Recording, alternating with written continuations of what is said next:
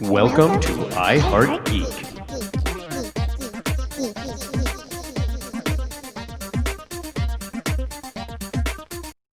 And welcome to another episode of I Heart Geek. This show is brought to you by Gordon Ramsay, who wants to remind you that your food is disgusting. No, we're doing competitive cooking shows today, and this is going to be an absolute blast. Let me introduce you to the panel real quick. First up, we have me, Dub, and I do something, and then we have Miss Courtney. How are you doing today? Good. Let's do this. I'm ready. We're all Courtney competitive can't today. cook. Courtney can't cook. Then we have Mr. Chris Georgiady. How are you doing, bud? I am doing good in cloudy New Jersey. There's no sun coming in from this window, so I won't be blinded halfway through. It's because it's Jersey. With science. Also, we have Mr. Skeeter. How are you doing today, bud? I'm awesome. Talking about all this fun stuff is making me hungry. Oh, we're gonna have that voice today. Outstanding. So you're going for the NPR voice today? Rock on. And then finally, we have Miss Satomi. How are you doing today? Hello, my dears, and welcome to the show. Yes. Judy Child. We're going to be making a bouillabaisse. A bouillabaisse. I love it. Yeah. Was she the first? One of the first she's just TV the one cooks. first Yeah. known. One of the first TV cooks. Yeah. You know, with that's our segue in. What makes we're talking cooking shows and / competition cooking shows. What makes for a good cooking show in general? The host. The host? It has to be the host? Has to be the host. Okay, well, what do you want in a host then? Just like that brings somebody that like brings the, I mean, depending on the show, is it a dark theme? Is it, what kind of theme is it? I think somebody that dark brings cooking show. Yeah, this is your like Sith cooking show right here. Yeah. Nice. Like Everything has to be cooked by lightsaber. Look at Chopped, or look at like those. Okay. The kind of the theme is real. The mood light is setting. But if you looked at something like Worst Cooks, where it's like bright and light, and it's Anne Burrell, and you Anne Burrell all day because she's my lady so crush. It's for you. It's just about the charisma of the host. The host. Fair enough. Anybody else got anything that makes a good cooking show versus a bad one? We've all seen bad ones too. I think it's just the personality of the host that's on it. I mean, we all watch Gordon Ramsay to watch him scream at people, except when we watch like the Junior Chef. That's what I wanted to hit on. Yeah, sweet and kind to the little children, and I prefer that at those episodes. To be honest, me too. Yeah. So, and I mean, like, you watch Nigella Lawson, and she looks like she's this overindulgent posh lady, making these simple foods. And I mean, so I think it's just the personality of the host that you're enjoying. I also think there's this weird balance between either something that you look at and you're like, that's a challenge, but maybe I could pull that off at home, or holy smokes, that is insane what they just did. I could never do it in a million years, and watching this is like watching an athlete. Yeah, you know what I mean? Like yeah. That's kind of like. Yeah, go ahead. I was gonna say like on the Great British Bake Off, like that show can be so inspiring. It's like I've tried to bake some things that they've done on the show. Most of them have burnt in my oven because I am not. That's how you roll. That's why it smells funny at your place.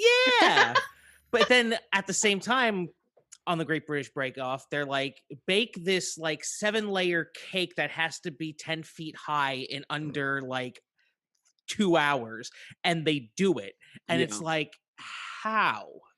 It's just like it's got to be fun and challenging. If it's just like what's that show, Holiday Bake Off, where they're just trying to be like they're trying too hard to be funny. It's like all the jokes are really, really bad. Christmas holiday jokes. It's just like, that's not fun. I'm okay. I like it if the contestants are doing that, but not if the hosts. I like it when the contestants are punny and just quirky. I don't want my host being that quirky.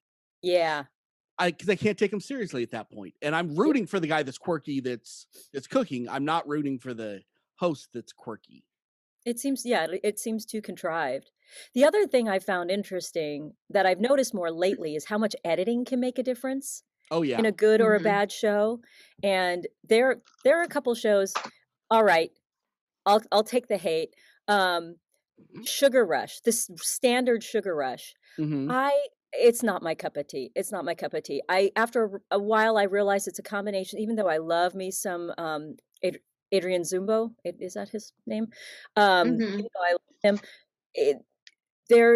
I think it's the editing. It's so like quick cut that I just sort of feel nauseous about halfway through, and I don't want to eat anything.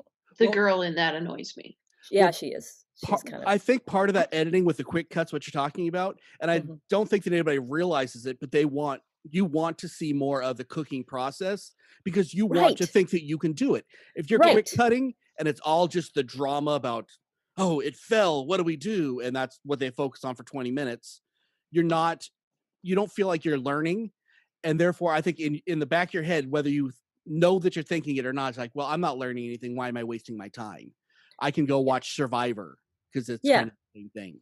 Well, they're cutting out the magic. I think that's why people like the Great British Baking Show so much, even Americans, is one, they're so nice and helpful to each other. Yes. Like it's a competition, but you'll see somebody going, oh no, I'm not going to be able to get these vol au vent filled in time. I'm done. Let me help you. I mean, it's like, that's what I think is so much fun about that one is they're just so nice and helpful. But like Satomi, like I look at that and go, I could do that. Not 2 hours, but I could do that. Yeah. It's got to be attainable. Your cooking show needs to be The Girl Next Door. It's something that's completely attainable that you can do if if given the time, you could do it. And I think and it may not be as good as theirs, but you're learning this. I figured this out. I think that's what people like about these shows, honestly. Or completely impossible, so you feel like it's wizardry. Like you're literally watching Gandalf. Well, Cake Boss was another one of those, like, huh? What the heck? I'm going to take this fondant. I want the kitchen or the pantry that these people use. Like the Food Network kitchen or pantry. I want that. Yeah.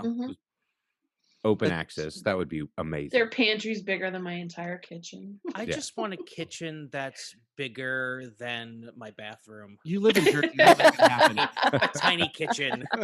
My apartment. Well, my kitchen is currently in my living room, so. Yeah, we need to work on that one of these days. Yeah, it's coming. It's coming. This is what happens when you remodel your own kitchen. Yeah. You know what I really like that I think they do a really good job on the editing is the barbecue shows. Because you have 6 hours to cook something, and that way they can put in all the drama and all the other stuff without feeling like you're missing steps. But it's like that 6 hours of smoking, there's no getting around it. I think they do a great job about the editing with all that, with going back to what you're saying. Watching 6 hours or watching the barbecue shows? Watching 6 hours of meat. They should just have like a camera on the meat for 6 hours. I am in. No, I don't think you understand. I stand corrected. Apparently, it is good. Well, I think watching watching cooking shows, watching barbecue shows is kind of like watching golf. If you don't golf, you cannot enjoy watching that sport. If you don't cook or you don't barbecue, you can't enjoy watching that. That's my 2 cents worth. I enjoy barbecue. I enjoy barbecuing.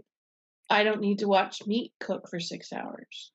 Well, you're watching it cook for half an hour, but it's compressed. Oh no, I'm talking about like if you were. That's why they don't show the 6 hours, right?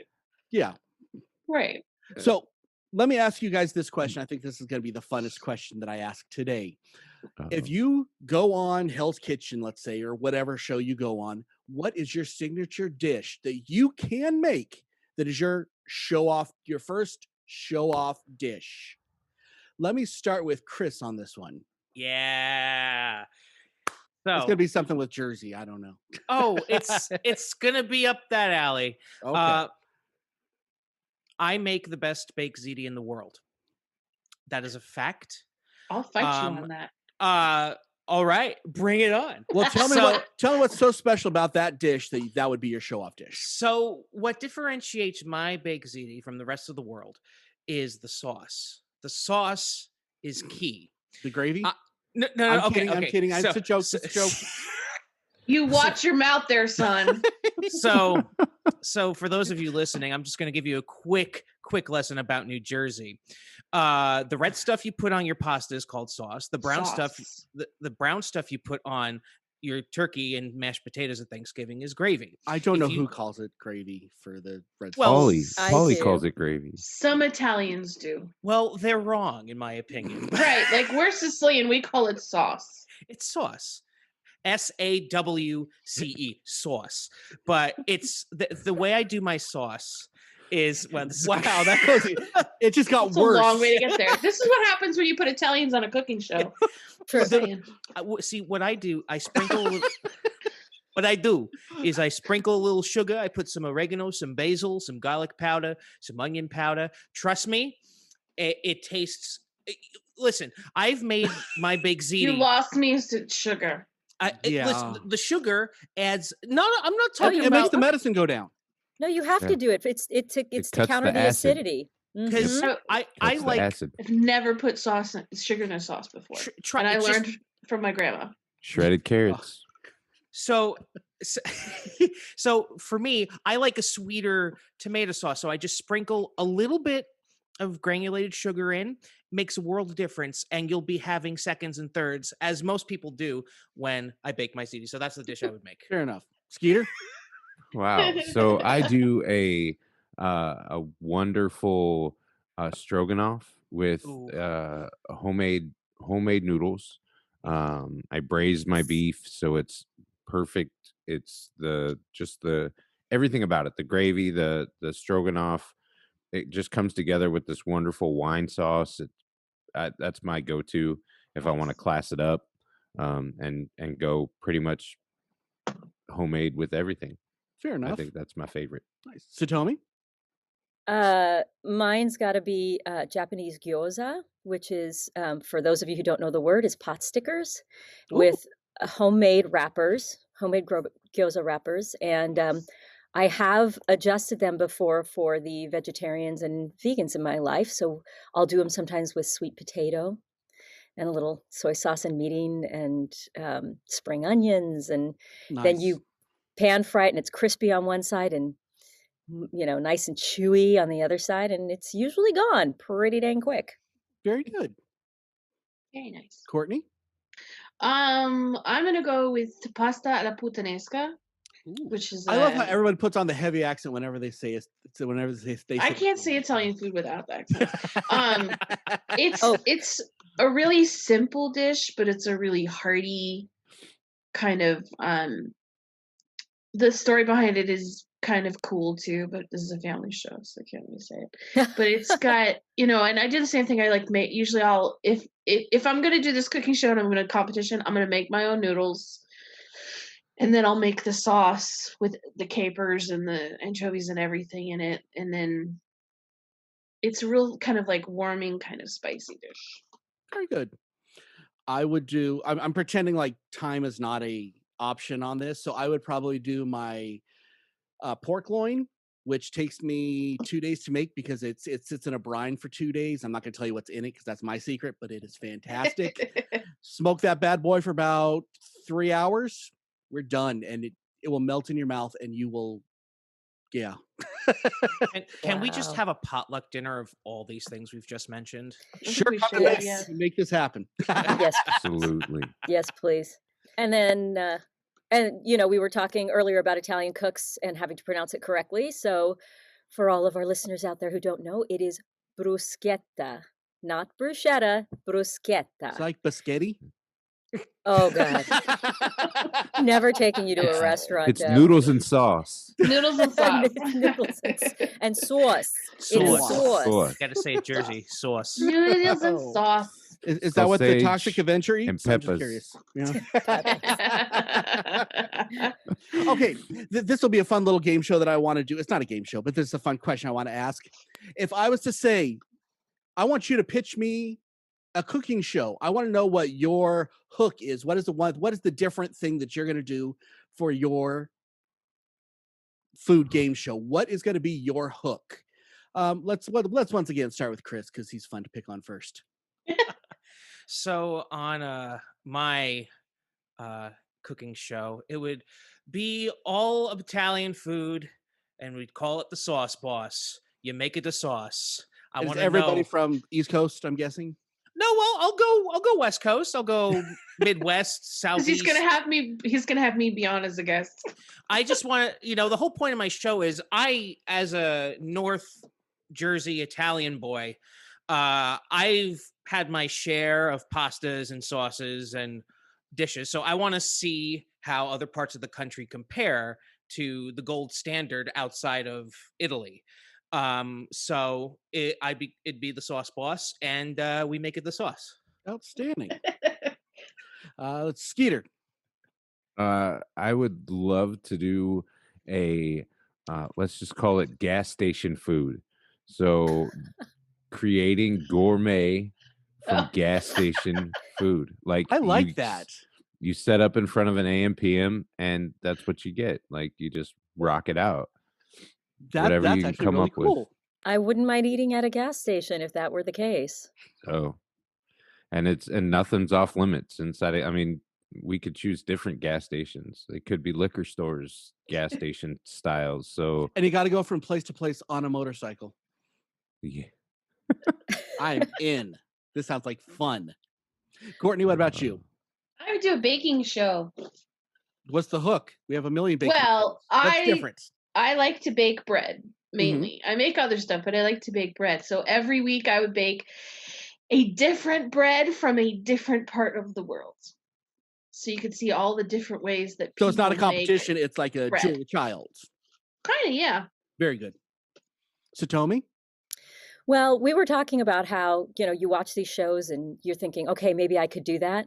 So my show would be you'd have amateur cooks, and then each one would be assigned a mentor chef who would be blindfolded and have to talk them through a high quality gourmet recipe that the amateur chef would have to just be talked through creating. Whoever wins a round gets their chef mentor for 60 seconds or 90 seconds to actually come and help. But otherwise, that chef mentor has to be totally hands off. Called Blind Chef. I like it. Blind chef. I don't know. I'm going to think about that. Somebody might get mad. I don't know. It's not meant to be. So, mine would be I would do a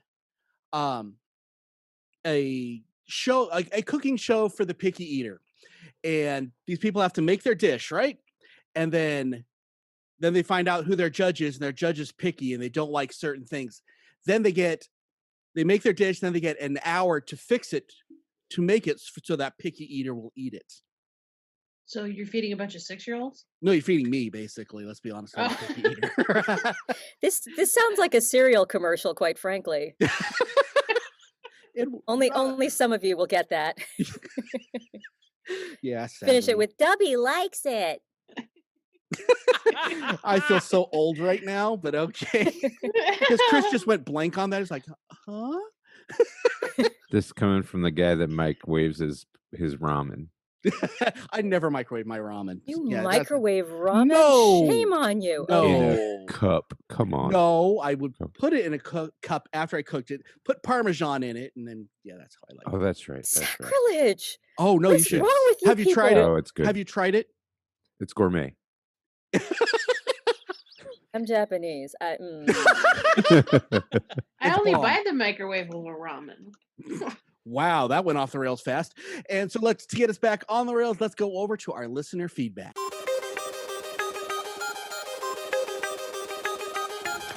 And now, let's see what all of our geek rock stars have to say.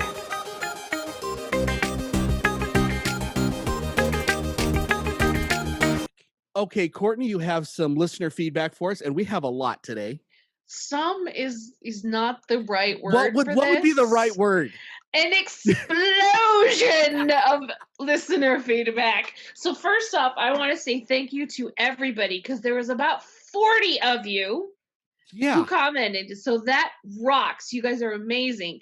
But because there were like 40 of you, I'm not going to be able to read everybody. So I'm going to read. Oh, and I want to say good job to everybody for actually putting Y. Almost everybody most of you did put this time. Y. Rock on. So thank you. Keep the feedback coming. I have to pare it down. I'm sorry. So Sani Kalindo, I'm sorry if I said your name wrong. Please forgive me. Says Mythical Kitchen because of its variety and creativity. It's also been tagged in the comment. So click on it and you can take a look and see what it's all about. So it's very cool. Our friend Dino at the podcast, I took it away from you. That hurts. Says he's a Hell's Kitchen fan simply because of its cutthroat competition. The funny thing is the unrated episodes on streaming are about 10 minutes longer with all of the dirty words in them. Ooh. So there's that if everybody likes that.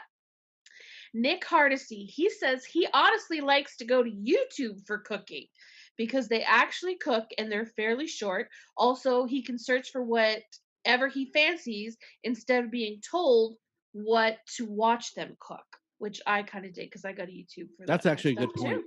Yeah. So Nailed It has come up quite a bit. Herb Skip Sanders has mentioned it, and a couple other people have mentioned it, and for a lot of good reasons, but it's novice bakers trying to recreate specialty cakes and desserts on a comedy style show, and everybody that's mentioned it has talked about how much Nicole Byer is hilarious. Nicole is the host. So there's that, and then Skeeter, I'm skipping you. Wendy Robertson Mace likes the Great British Bake Off, as do quite a few, because they include some science behind the cooking and provide tips and tricks for a variety of baking. And the humor can also be cheeky. She also enjoys Patty's Table with Patty Ginich because I like food she shows how to prepare from scratch, and she gives alternatives in case you don't have a specific spice or ingredient or if you make a mistake. Michelle Silva says, Guy's Grocery Games, because as a human, he's an amazing person, and I just like the simplicity of the whole show. It's upbeat, positive, and I like seeing what chefs come up with when they are given only certain things that they can shop for. And there's so many more, but we've just run out of time. So I love you all for all of the wonderful feedback, and I'm sorry if I couldn't read you on air. So we really appreciate this. As I say, this makes our show so much better. And we like to most of the current cast has come off of they started writing on the listener feedback and then they showed up. So, who knows? Thank you Keep writing. for the Yan Can Cook love. Yes, there was lots of Yan Can Cook, and I'm sorry I didn't read that one out, but yes, there's lots of Yan Can Cook love. And so can you. Nice. Yep, I think we all love Yan Can Cook. Yeah. I want him to come back. Me too. Wouldn't that be awesome? He might have been the first cooking show that I ever watched, to be honest. He was mine too. It's the first one I remember watching. Well, but before let's do this real quick before we go on to our game show. What was the first cooking show that made an impact enough that you kept watching it? Let's start with you, Chris. Diners, Drive-ins, and Dives. Yeah. Because like the first cooking show I saw was Emerald's old show back. But that didn't make an impact. No, because I was too young to. Bam. Sorry. Yeah, that's all I know. Bam. That's all. But knows. like Guy Fieri, I remember watching Triple D and seeing all these cool places that are around the country. And Amanda and I have actually gone to some of the places that have been on the show, and he hasn't lied to us once. So it made an impact just to see like how people cook food and make it tasty. Those Fair are enough. words. Nice. Satomi? Oh, well, first of all, shout out to Triple D. When I was on tour, we actually would look for a Triple D rated restaurant in every city so that we could check it out. So much fun. But I was definitely Yan Can Cook, and so can you. And I started watching him really young. like when cooking was the farthest thing from my capability or desire, he was just so fun. He made all of these amazing dishes that looked, I mean, my mouth is watering right now thinking about it. And it seemed attainable. It seemed like he was like the first cheerleader, well, not the first, Julia Childs was very, Hello. yes, she was very encouraging, but I just didn't relate to her, and Yan was my guy. Outstanding. Courtney? Yeah, I think it was probably Yan Can Cook was the first one that I ever watched for the same reasons, because he was just he I didn't cook when I was watching it, and I wasn't old enough to know how to cook, but it's like he was just engaging and enjoyable and fun, and that's why you kept watching it. And I mean, and as I got older, I think the one that had biggest impact for me was actually a toss up between Bizarre Foods with Andrew Zimmern and No Reservations with Anthony Bourdain, because both of them, I mean, they're different shows, but both they went around different places and ate different things in different countries to kind of show that food is a connector for everyone. Nice. Have you watched Somebody Feed Phil? Have you guys all watched that? Not yet, no. Check it out. Same That's it. idea, except Skeeter? you want to eat everything. For me, back when we had the 3 channels on the TV before we got Viacom, the big thing for me was Justin Wilson, the Cajun cook, or Cajun cooking with Justin Wilson, and he was the guy that said onion and like brought that whole Had a crawdaddy. And it had the mud bugs and the etouffee and all that stuff. He was amazing. Didn't he used to wear suspenders? He wore a blue shirt, red suspenders, and he was this old dude that just threw down in the bayou, and that was like my first ever gator. Yeah, and then and that grew me into, when Food Network came around, the original Iron Chef, like old school, when he'd take the bite out of the bell pepper, and just awesome. That was awesome. Nice. Yeah, very good. Mine was either the Kitchen Nightmares. I don't know why, but I love those. I love watching them fix all these mistakes. And there's a really good restaurant here, by the way, Bacon Bar, which is one of his kitchen nightmare rescue, which was just amazing. Or was that bar rescue? Anyway, doesn't matter. But I like that style of, okay, well, this is at the bottom, and now we're going to fix it and make it a viable thing again. And it ran for 1 season. Dweezil Zappa and Lisa Loeb, when they were dating, they had a cooking show. They'd go around the country talking to different chefs, and it was just a fascinating show. If you can find YouTube clips of that, it's just a wonderful show. And that's one of those ones that just really, it caught my attention because I love Dweezil Zappa. So yeah. Okay, so let's move on to our game show. Here's a generic game show for you. Okay, so for the game show, I am letting go of the reins, and Satomi, you got it. All right, welcome to iHeartGeek's very own cooking competition. May the course be with you. Sponsored by, thank you, sponsored by Dub's Meat Rub, reminding you that if it's geeky, it's somebody's yum. I'm going to introduce our contestants today. We have Mr. Crisp Giorgetti. We have Miss Leaky Sage, L-E-E-K-Y, Miss Leaky Sage. I already did, and the proprietor and our sponsor, Dub of Dub's Meat Rub. And finally, Shishka Skeeter. That was harder to say than I thought it would be. A little bit. Anyhow, today's cooking competition is at the top of the show. Our 4 contestants were given 4 ingredients. Now they can choose up 3 of the 4 ingredients or use them all for bonus points to come up with their own meal. It can be a single dish or it can be a meal with sides. And they've had this entire show to figure out what that is. Those ingredients are Tullamore whiskey, so an Irish whiskey, Lucky Charms. Gosh, we went Irish. We did. A little bit of get your hands off of my Irish whiskey. beef jerky. And our iHeart Geek Kitchen has a selection of different flavors of beef jerky. And finally, Cool Ranch Doritos.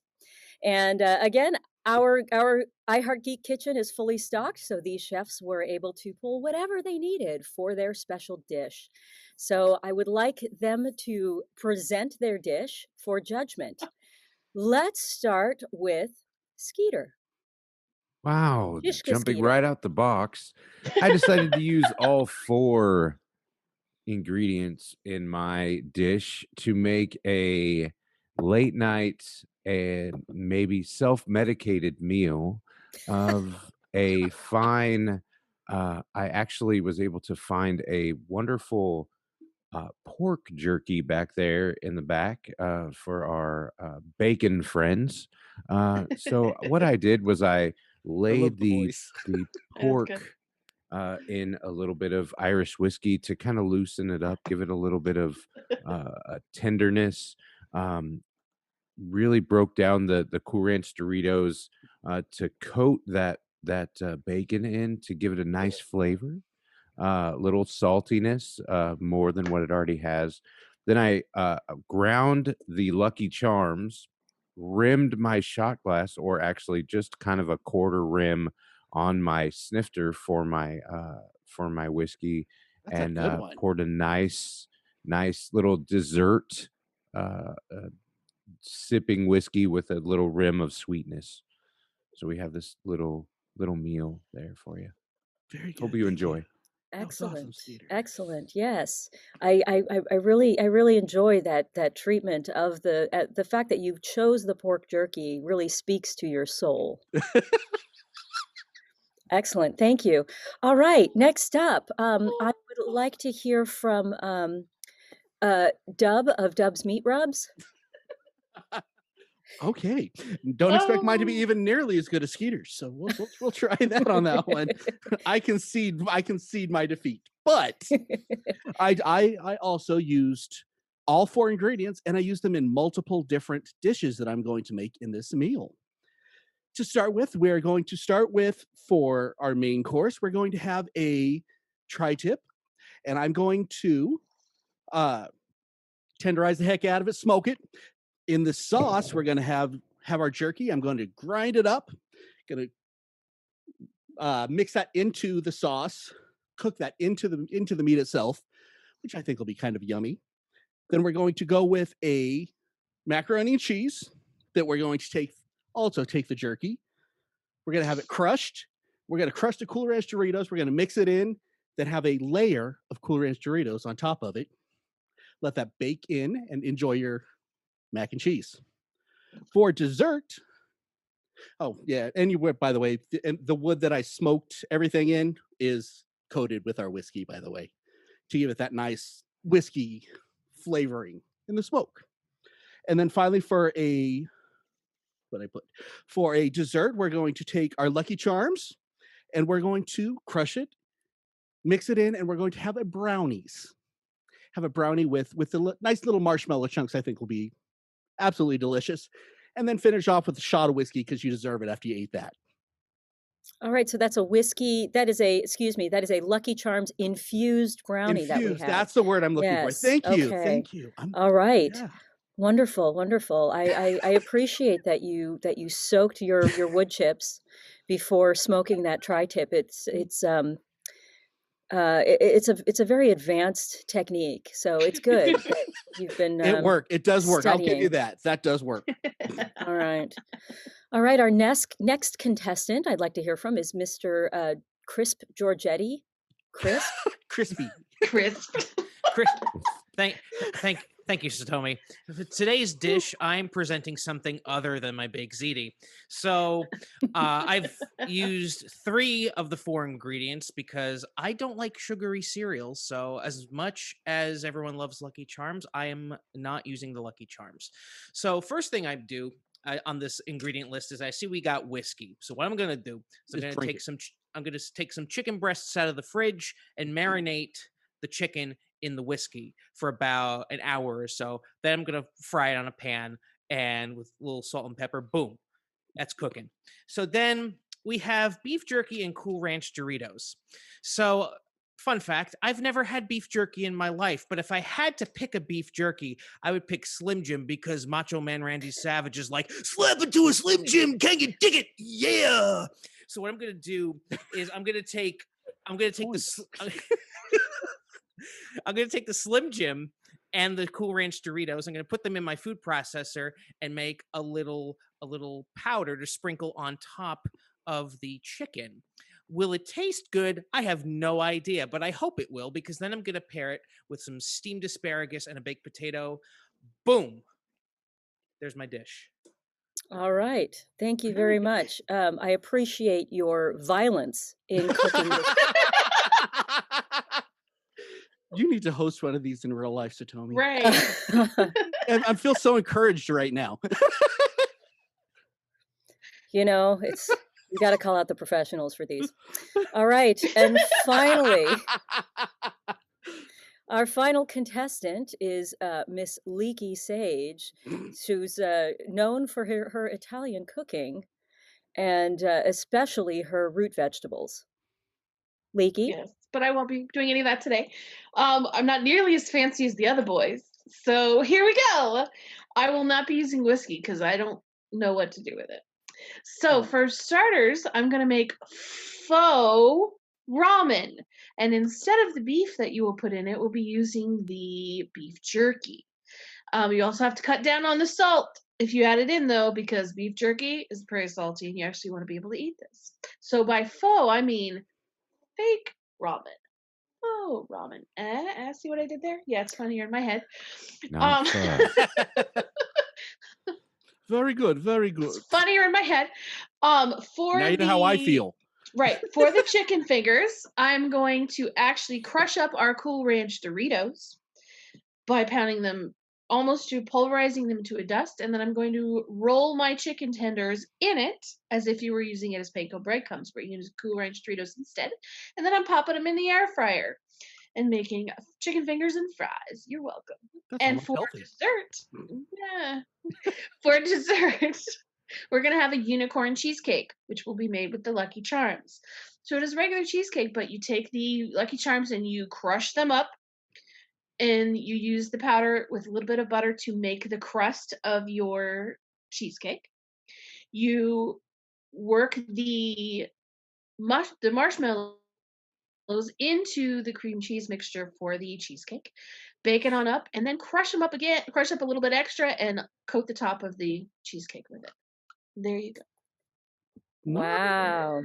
Thank you. All right. Unicorns everywhere. Beware. They're sad because I'm going to make them into cheesecake. It's Unicorn true. blood everywhere. It's true. Excuse me. All right. Well, that just took all of our confidence away. Thank you, Satomi. All right. So to review, we have Shishka Skeeter with his whiskey pork jerky with Cool Ranch crust and a shot glass rimmed with Lucky Charms.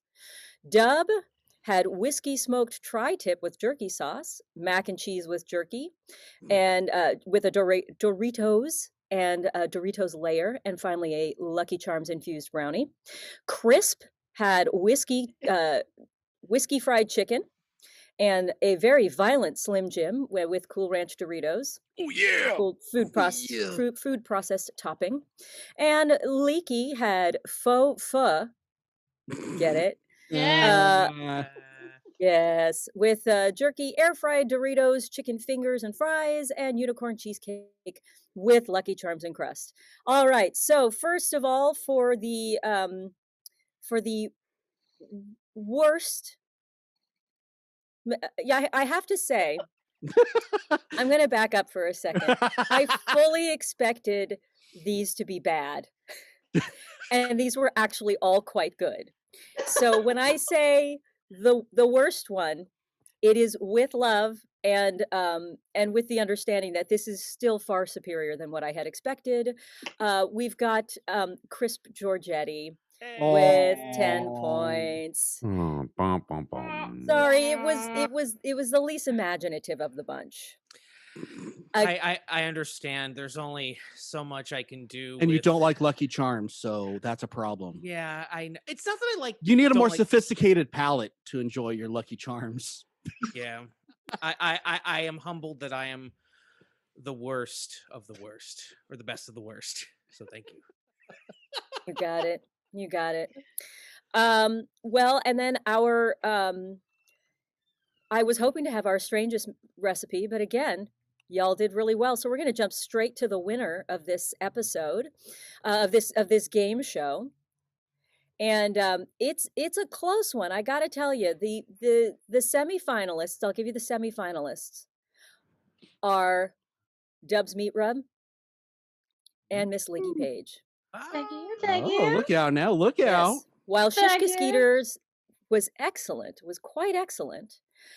We did get full meals from both of these contestants. So, without further ado, I think the winner is going to have to be Dub with his whiskey smoked tri-tip and jerky sauce, mac and cheese, and the Lucky Charms infused brownie. Wow, I totally was not expecting that at all. It was very, very close, but Dub did use all 4 ingredients.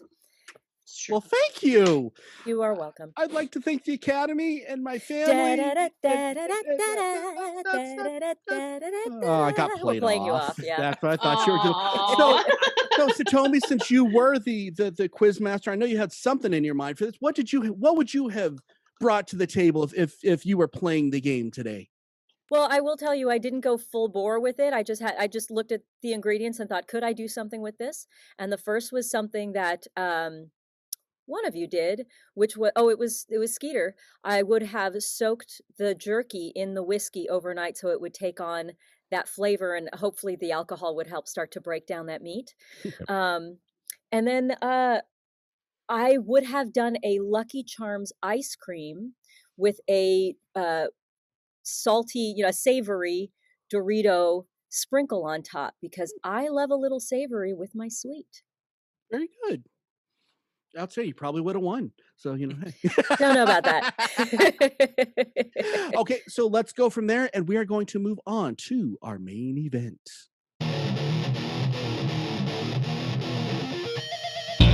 Now it's time for the main event.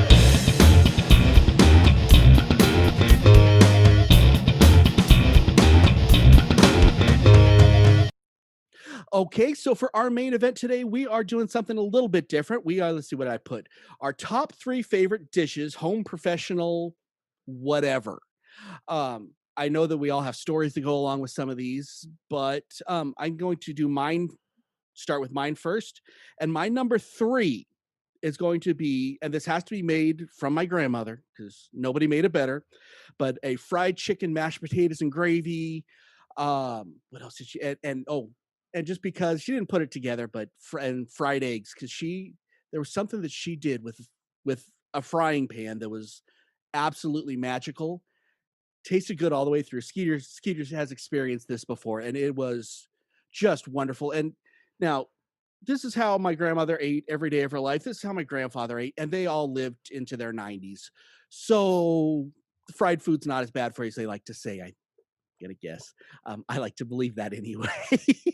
All things in moderation. But that is just it. Even today when I have fried chicken, it's never as good, but it always brings back that memory, and I feel fried chicken I feel at home whenever I'm eating that. Fried chicken, mashed potatoes, gravy. Oh, it's the best. Corn on the cob. Yeah. Very good. So let's go with Chris. What is your number 3, sir? My number 3 is a good steak, and here's why. What kind of steak? Filet mignon. Okay. When I got the job at Phantom, I promised my fiance that for every year that I was still with the show, that I would take her out to a nice steak dinner. And every year we've gone out, except for this year where, because, pandemic, we couldn't go out places. So this year I cooked New York strips because there's a nice little butcher shop. But it's it's nice because, like, we both like to cook, but every now and then we like to have someone else do the cooking. And if we're gonna have filet mignon, we might as well just go for it. Yeah, go for it. So it's the most expensive dinner I have every year, except for this year. But it's something I look forward to doing once we are allowed to go back outside. Very good. Yes. So, Tomi, you're number 3. All of these are sort of like sharing my number 1 spot. So in no particular order, Japanese sweet egg, which is it. Now I know it sounds strange, but it's eggs whipped with mixed with sugar and sake and soy sauce. If you've gone to a sushi restaurant and you've gotten the egg sushi, sometimes they do it savory, sometimes they do it sweet, but I grew up on that. So picture, if you will, a square pan, a little bit of oil. You take this egg mixture and you pour just enough to make a thin layer. And just as it sets, you roll it to the side of the pan, re-oil, put another thin layer, and then unroll it. And you keep doing this. So by the time you're done, you have an egg loaf, if you will, that if you cut down is just all of these paper thin layers of this sweet egg. So it's not just the flavor, it's also the texture. And since my mama used to make it, it will always be one of my favorite dishes. Very and good. Every time I brought it for people to eat, they're like, ew, when I tell them what it is, and then they eat it and they're like, oh my God, when are you making more? Yeah, if here's the secret. If you want me to try anything, don't tell me what's in it. Don't tell me what it is. I'm a picky eater. Don't tell me. I don't want to know. If I like it, I Noted. like it. And I don't want to know after I'm done. You just ate a goose egg. I don't want to know. that was a fully fermented. That was a fully fermented. That was balut. Yeah, I don't think anybody's going to choose balloons in here. Balut. No. Balut. That was a fertilized egg. Just so you know, it was delicious. I don't want to know. No. I'm okay. Courtney, what is your salty vinegar? Come off of that one, Courtney. Yeah, I'm sure I can. Okay, so there's a restaurant in Hawaii that we go to when I visit my parents, and it's called Quinn's by the Sea, and it's literally I've been there. It's so good. It's so good. Well, they make fish and chips. Now, it's not just any fish and chips. They use ono, which we can't usually get here on the mainland, but ono is a very meaty and thick fish, so it's almost like chicken in a way. But their ono fish and chips is probably my favorite dish. One of my favorite dishes. So that's my number 3. Outstanding. It's just One of the so best good. sashimis too. Yeah, ono. If you can get ono, you can do a lot with it because it's such a hearty fish. But like I said, it doesn't. I don't know if it because it spoils in transport. I don't know, but you can rarely, if ever, get it on the mainland. You can really only get it there. It's also called wahoo. Wahoo! Yes, but it's so good. What's that song too? Skeeter, go ahead, bud. So I mean, I'm right there with Satomi. Like each one of these is my number 1. It was so hard to make 3. But if I had to start, I'm going with every summer I would spend a week with my grandma in Oceanside, and my grandma was this little 4 foot 8 inch tall Mexican lady that would make. You'd think you were having Lucky Charms for breakfast, and you would smell this aroma from the kitchen. And at 8 years old, you're wondering, what's menudo? And yeah, They were that big, weren't they? they were. But menudo became a staple in my world.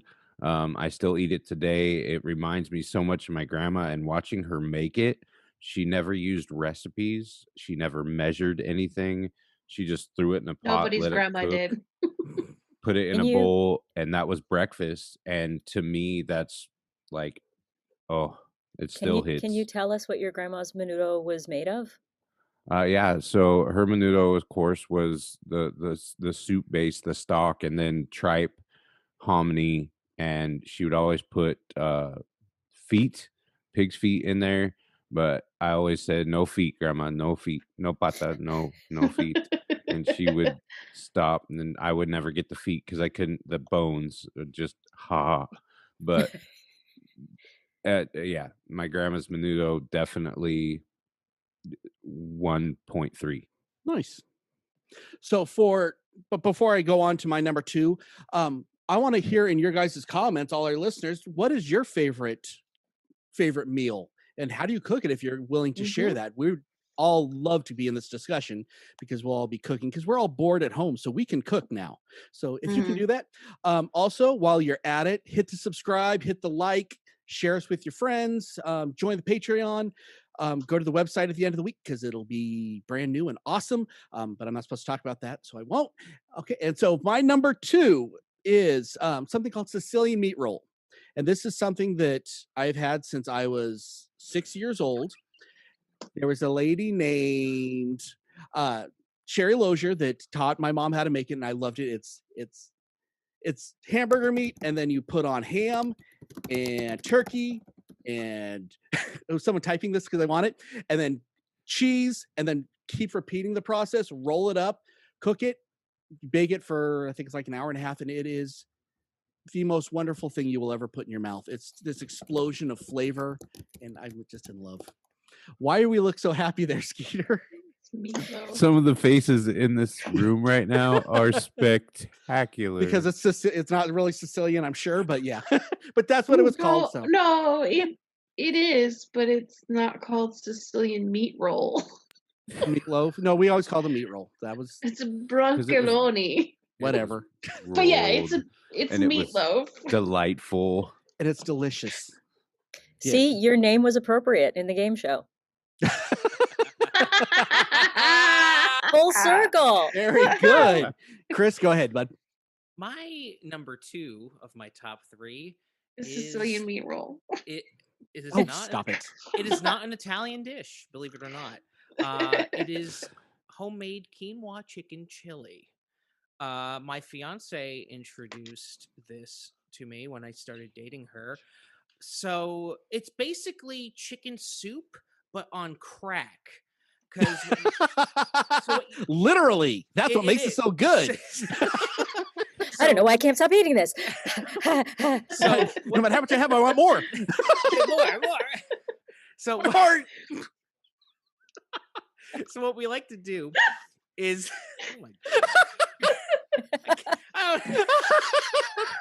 what have I done? It's one of those shows. It started with Lucky Charms and it just went downhill from there. Woo! Magically delicious. Here's my teeth. Sorry. Oh my god. So basically what you do is you take 2 chicken breasts on the bone, you combine 8 cups of chicken broth, a thing of pre-cooked quinoa. So you cook the quinoa separately. You put a bunch of cannellini beans in there, 2 tablespoons cumin, a little bit of red pepper flake. You let it simmer for 35 minutes. You take the chicken out.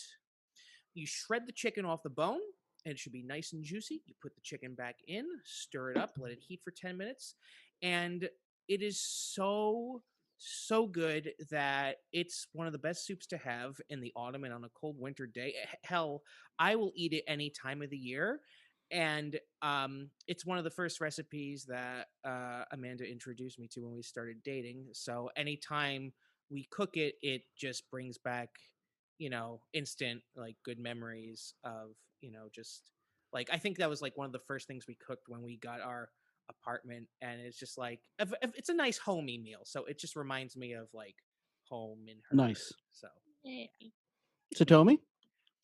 My next number 1 is one that's really easy to make, y'all. You ready? You're going to do this, and you're going to do this summer. You're going to splurge on it. Crisp can also this is what I think it is. Yes, it is. He can tell you how good this is already. It's so just good. By talking about it. Wow. Yes, and it's the easiest thing in the world. Barbecued crab legs. Yes. So what you do, that you can actually look up this recipe online. Just look for world's best crab legs. Okay. And it's essentially equal parts butter, olive oil, and they call for garlic, but I use shallots so that you don't offend everybody. And you marinate your crab legs in that, and then you throw it on the barbecue. And not even for long. And what comes out, because it's in shell, the meat stays juicy and tender, and then the shallots caramelize on the outside, and some of it gets on the meat, and you crack it open and it's just like dripping everywhere. And it is so good. It's so good. It's so good. Wow. Okay, we believe you. We believe you. Please don't. I feel like it must be good. I can verify firsthand that it's so good. Okay, did the crack go in the crab legs too? Geez, you people. Yes. Wow. Because I'm wondering, is it that good? It is that good. It's so Oh, Courtney, get us out of here. I don't know if I can. I think we've fallen down this hole and we may never come back there again. So my number 2 is a nostalgia thing. Every year we have anise cookies at Christmas time. It's my grandmother's recipe that's been passed down, so I make them now, and my mom, she passed it to my mom, and my mom makes them, and my sister-in-law makes them. Not a lot of people eat them because people have this preconceived notion that anise tastes like licorice, and it doesn't. But it depends on who makes it. Yeah, I mean it also, I think it depends on whether you grew up with it or not. Like we grew up eating them because we had them every Christmas. It's a tradition. And they're almost like a cake cookie in a way in the consistency. They're not very sweet at all. And we always do rope twists out of them. That's how we, except for the nieces, we roll them out and they use cookie cutters. And then sometimes we'll dye the dough red and green for Christmas and we'll make candy canes out of them. But it's something that we eat every Christmas, every year since I was birthed. So birthed. With an F. With an F. Yeah, birthed. Yeah, so it's just and when I eat it, when I eat them, it reminds me of Christmas because that's our holiday thing. So. Nice. Skeeter? So 1.2 going in reverse. One of my favorite memories as a kid was when, of course, another one from San Diego was where my dad worked was right next door to a Japanese seafood company. And these guys would come right off the boat with every manner of amazing fish from the sea that you could think of. And I got to enjoy, I was 10 years old and was eating tuna straight from the ocean, still cold, still jumping around, uni, things like that. So like that was like that sushi just to me at the time, the fresh sashimi dubbed called fish bait my entire life was just, it reminds me of it was a tough time in my life, but it was amazing just because I was introduced to such good stuff. And to back it up, the memory still in my mind was the Japanese guys played this joke on me because they had this apple pudding, and it was this green apple pudding in this little bowl, and they said you have to eat the apple pudding because it's so good. And I took a rather large spoonful of what I found to be wasabi fresh. And yeah, and that's it a made jerk me move. who I am today. That's a jerk move. That's awesome. A butthole move. That's a jerk That's why your move, voice is so deep, because you ate wasabi straight. Straight wasabi, straight just but yeah, educational and Nice. yummy. Okay, so my number 1, I changed this 3 times since the show started. Yeah, it went from barbecue pork pork ribs to quite a few other things. But let me just go on. And there's a restaurant that is out of business now, but it's the most. It was a Mongolian grill called Shaka's, and that place I loved so much. I would eat there at least once a week. I refused to take a date there when I was growing up because I did not want anything to ruin that restaurant for me. Because if it was a bad date, I don't want to have to. No, I will have no bad memories with this place. Unfortunately, it shut down, and there's several of them that are around the country, but that one was the consistency of the noodles, the way the meat was, everything was just so good. I don't know why.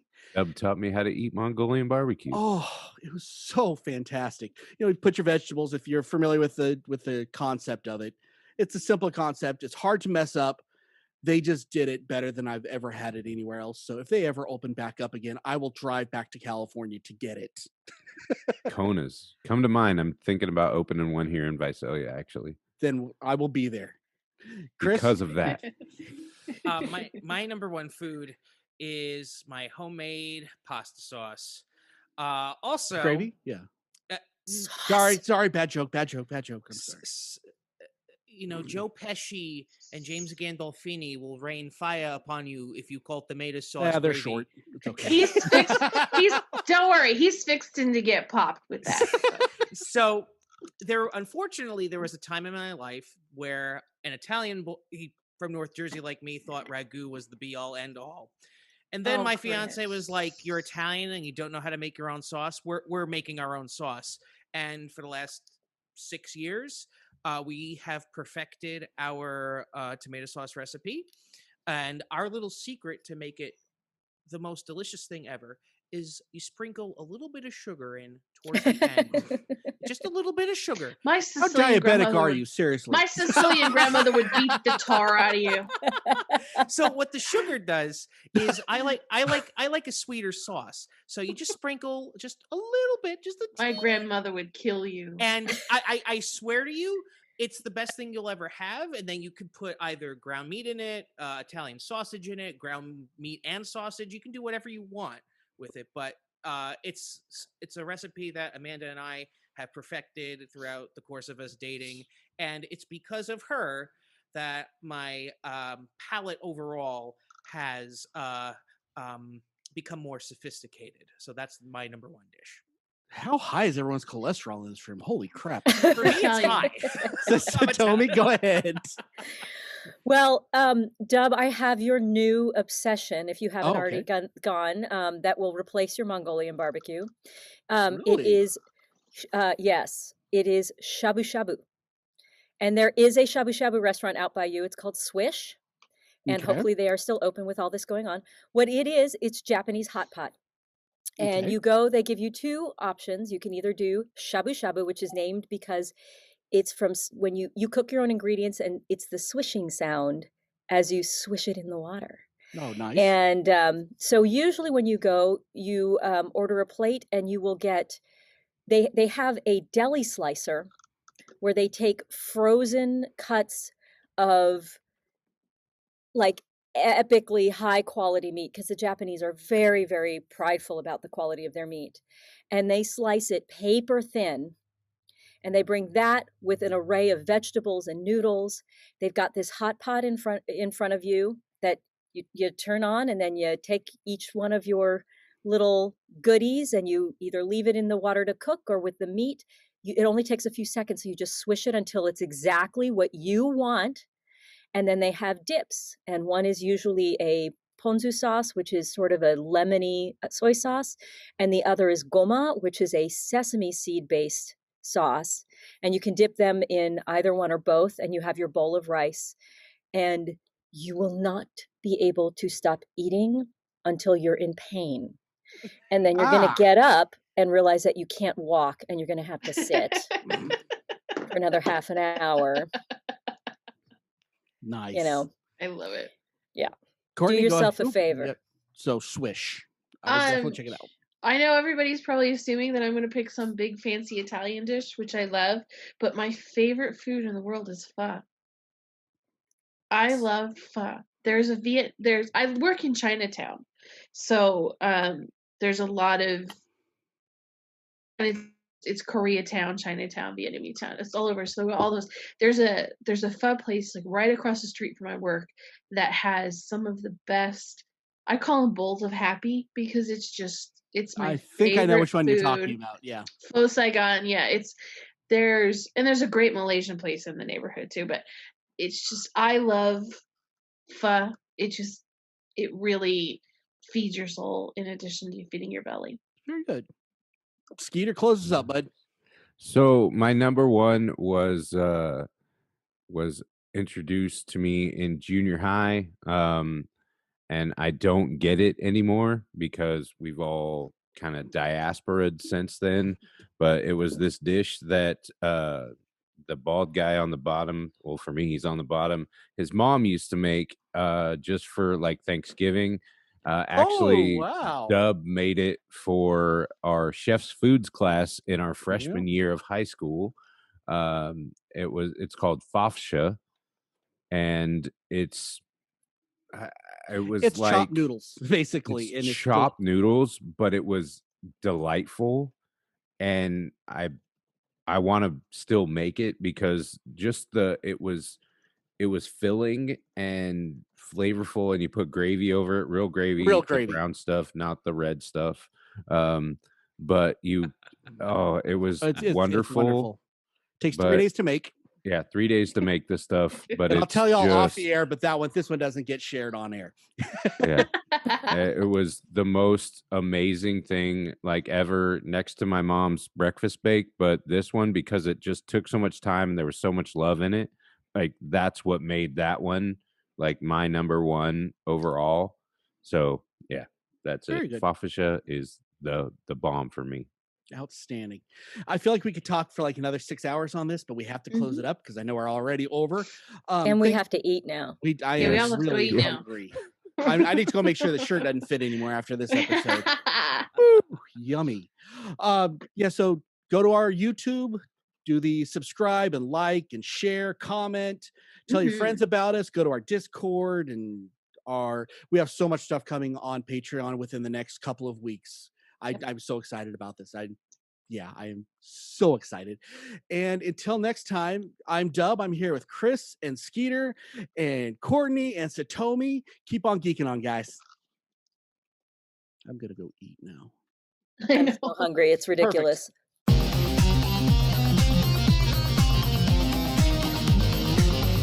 You have been listening to the latest episode of the iHeart Geek Show. Make sure you visit our website at www.iheartgeekshow.com. Make sure to follow us on Instagram, Twitter, and Facebook.